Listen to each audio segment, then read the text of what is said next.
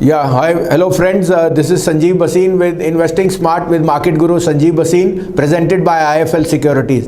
We have been regularly trying to update you on markets, on portfolios, on market behavior, on the market trend, and we've been one of the few who's been correct and who told you to buy the fear.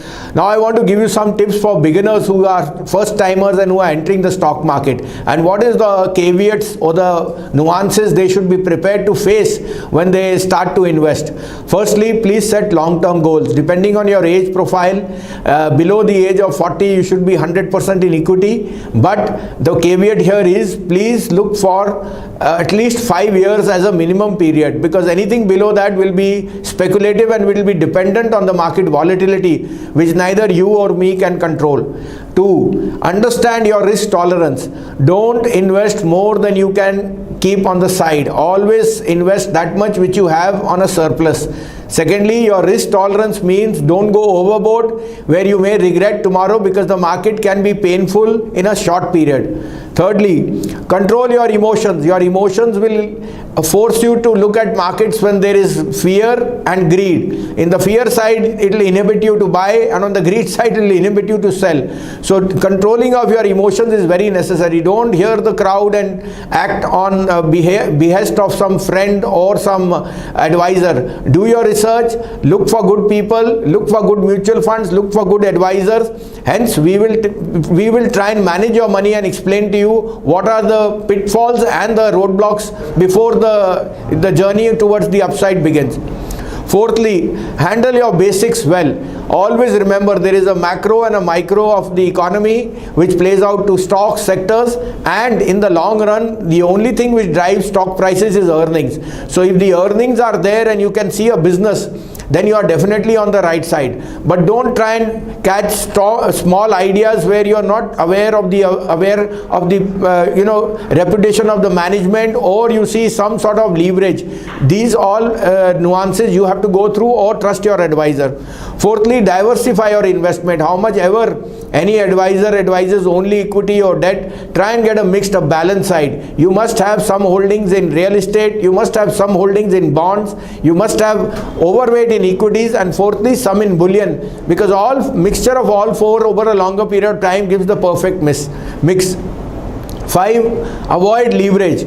Please, if you are an initial learner, don't get into the derivative market unless you understand the entire pitfalls. The idea of derivatives seems very lucrative because it has short-term gains.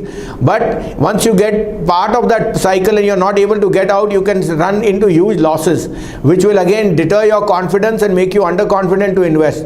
So understand what derivatives are, what is the nature of the animal, how does money go, how does mark-to-market go, and so on.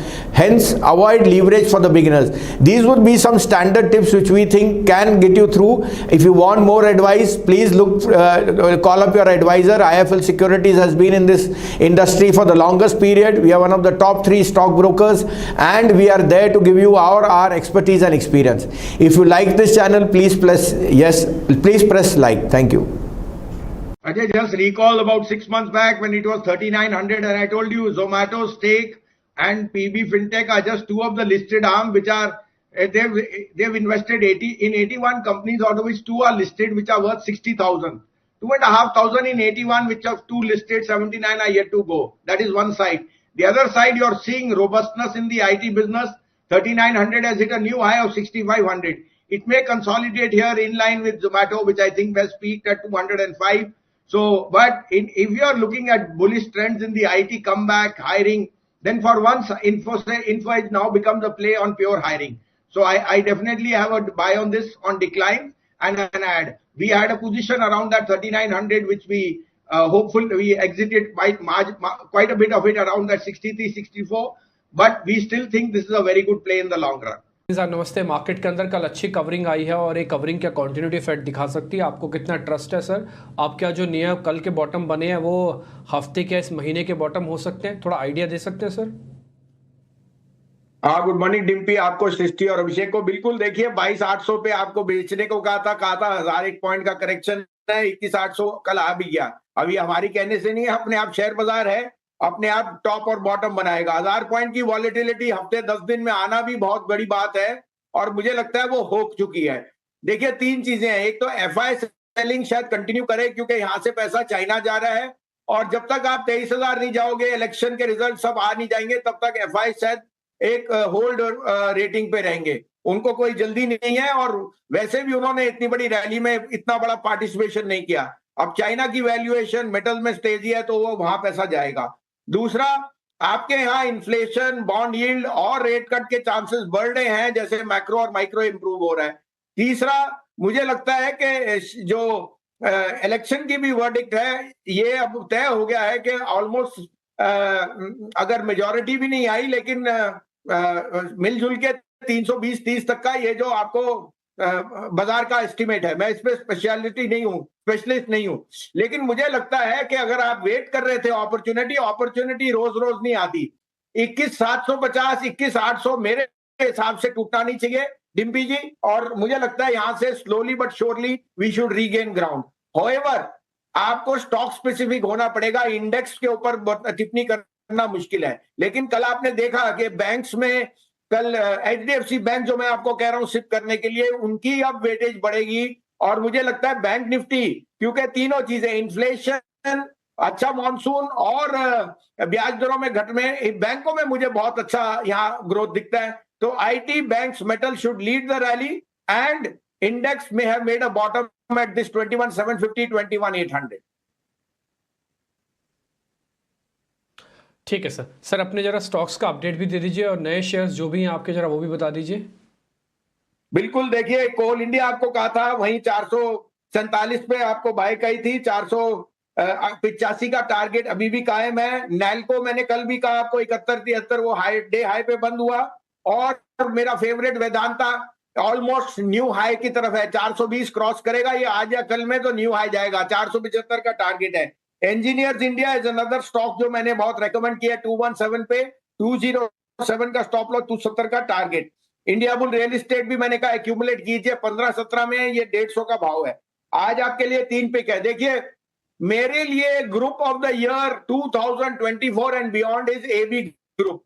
Vodafone जो ugly duckling था वो एक bright स्वान बन गया है, और उसने जो कैपिटल रेस किया है सारी कंपनियों में जान डाल दी, और वोडाफोन में हर बारी हर कंपनी को कुछ ना कुछ दबाव देना पड़ता था। आज की डेट में I think Vodafone is golden goose, जो आगे जाते हुए ये सारे ग्रुप को री रेट करेगा। तो मेरे सारे पिक्स वहां है। वोडाफोन पे मैं पहले भी आपको कह चुका हूं, 25 से कम मत बेचना एक साल में। आप आज देख ही रहे हैं, बहुत बड़ी ब्रोकेज ने निकाली है रिपोर्ट के 32% CAGR अगले 3 साल में आपको दिखेगी, despite some sort of bond yield raise करना because of the little debt burden which they will have to service for the government moratorium। लेकिन वो पार्ट एंड पार्सल है। मुझे लगता है this reinfusion will see more users come back and the ARPUs go up। There are 2 price hikes which can be in the offing in the next few months। तो आज का topic ABFRL है। ABFRL, आपने कल AB capital के result दिए, देखे बहुत शानदार थे। ABFRL के रिजल्ट भी आने हैं, और मैं कह रहा हूं इस बार बहुत बढ़िया रिजल्ट आएंगे। ये कॉमन मैन की रिटेल शॉप है, चाहे पीटर इंग्लैंड हो, वैन हुसैन हो, और 25,000 की market cap against 1.7 lakh crore for trend is slightly unreason. मुझे लगता है यहाँ रिस्क रिवॉर्ड बहुत फेवरेबल है। 275 का पहला टारगेट जो इसका प्रीवियस हाई था, और ये 350 भी चले जाए तो कोई बड़ी बात नहीं। अल्ट्राटेक 140 मिलियन टन कैपेसिटी, और सीमेंट प्राइसेस फिर बढ़ने को तैयार हैं।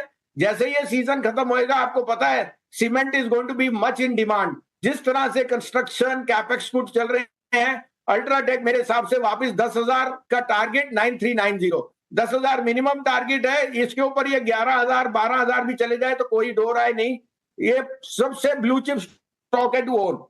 तीसरा अगेन लार्ज कैप में ग्रासिम। मुझे लगता है ग्रासिम जो सम ऑफ पार्ट्स है, जैसे उसकी होल्डिंग कंपनी है फॉर अदर ग्रुप कंपनीज, और जो उसका VSF और जो उसका बाकी बिजनेसेस हैं, they are doing extremely well. तो 2385 में लीजिए, 2300 का स्टॉप लॉस, 2700 का टारगेट। ये तीनों ब्लू चिप स्टॉक्स मेरे को लगता है यहां से आउट परफॉर्म करेंगे। As a disclosure, AB group के काफी शेयर हमारे पोर्टफोलियो में हैं।